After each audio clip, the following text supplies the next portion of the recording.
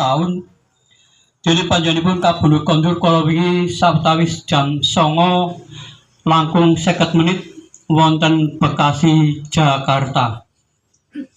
Mugi almarhumah pun tampi wonten ngarsa Allah Taala dipun ampuni sedaya dosa kalepatanipun, dipun tampi amal ibadahipun, keluarga tinar kantun paringono tabah tawakal sarta imanipun.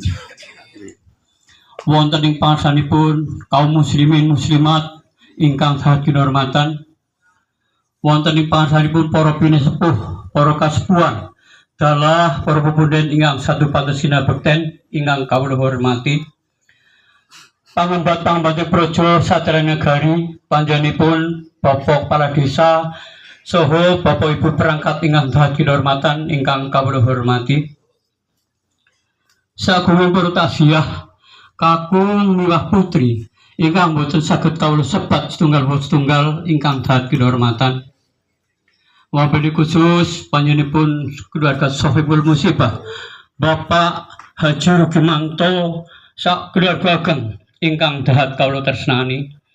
Kepareng langkung rumiyin kawula gempil kamardikan njenengan walelenggahan munggul ngen panjenengan pangandikan kawula tinanggenah minangka pembagi wekdal wonten acara panguntapaning layon.